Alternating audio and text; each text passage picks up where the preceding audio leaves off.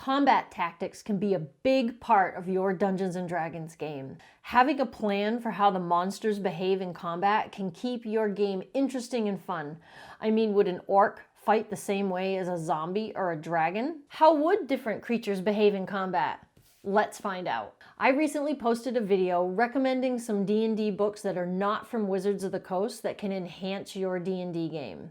One of those books was The Monsters Know What They're Doing by Keith Ammann. You can watch that video right up here. A lot of you requested that I delve deeper into this book for a more comprehensive review. I'll put a link to this book down in the description down below. Now, this book is going to help you come up with a plan on how the monsters are going to behave in combat, so you can plan that out before the game rather than trying to come up with ideas on the fly during the game. I think you'd agree that if every creature the party comes up against simply just fights to the death, it can get a little boring, unless that's the kind of game you're looking for. This book is a great resource for DMs of all levels as well as players. I mean, as the author puts it himself, if the Dungeon Master is able to upgrade the tactics of the creatures, but the players don't get to upgrade their tactics, their players are likely to get slaughtered.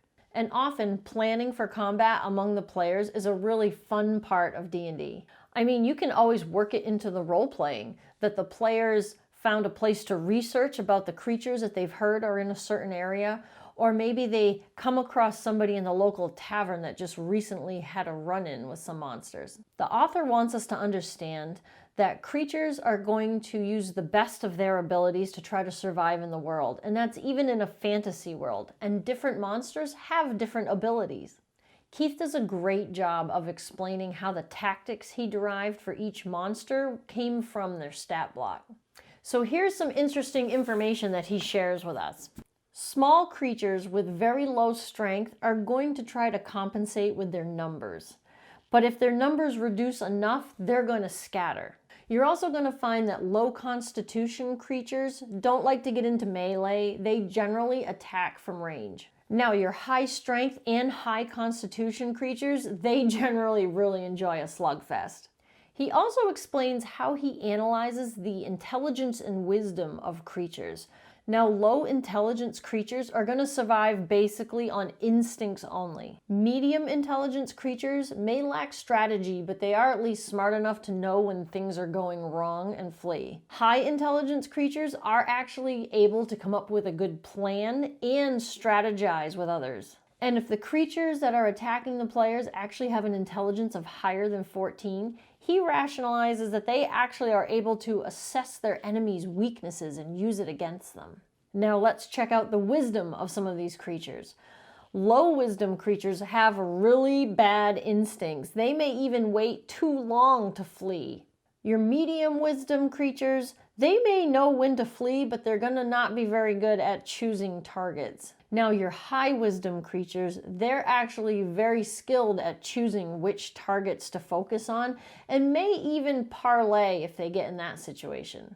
Now, a creature with their wisdom over 14 is likely to only even choose to get into battles that they know they're likely to win, and they're usually willing to bargain.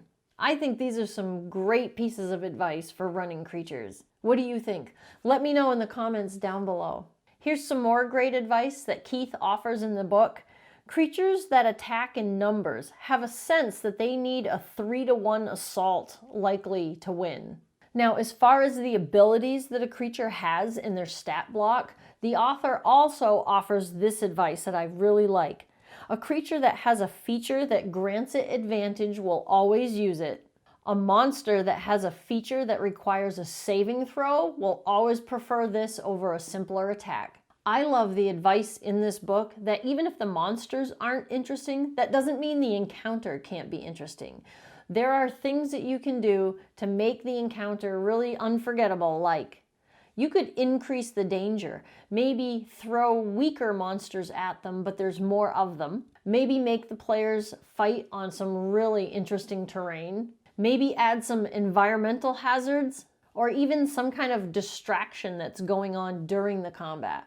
You can also offer the players 2 or 3 different ways to get around fighting if they're creating. Not every encounter has to be combat.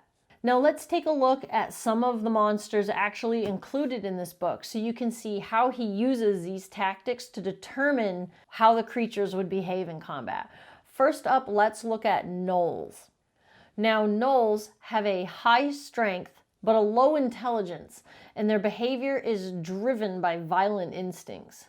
Once they spot a target, they're going to attack at once. They're not smart enough to be able to figure out to be sneaky and hide and try to ambush the party. They are fearless and aggressive, and they're likely to just use their full movement to move right up on a party and attack right away. They also favor survival tactics and don't really understand the concept of honor. If a gnoll gets seriously wounded, they're likely to use the dash action to just try to get away, and they won't even take any regard to opportunity attacks. Now, knowing that information kind of changes the way I might play a gnoll in the future versus just looking at their stat block and having him fight to the death. Next up, let's look at vampire spawn. Now, these are minions of vampires. They have exceptional physical abilities and a very high constitution.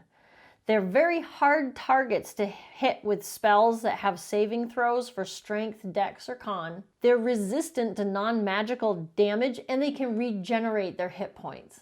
They're at least smart enough to know with their high hit points and all their physical abilities that they're very likely to overpower their victims. They have very high stealth scores, so these creatures are very likely to hide and try to ambush their prey. Now, since vampire spawn are undead, they also need to feed, so they have a compulsion to feed. So they're not very likely to attack a group of people or even a victim in a group. They're very likely to try to pick off the young, the old, the weak, or the oblivious that aren't paying attention to what's going on. Vampire spawn are likely to try to grapple their prey and then use a bite attack. And while they have that prey grappled, they're also likely to try to drag it away to a hiding place and even utilize their spider climb feature to go where the rest of the party can't. Adventurers, if you're enjoying this video, could you go ahead and smash that like button? It helps us out more than you know. Now, you could just use the Monster Manual stat block to run some vampire spawn attacking your party, but how much more interesting could this encounter become knowing the tactics that Keith provides in this book? Next, let's look at dragons.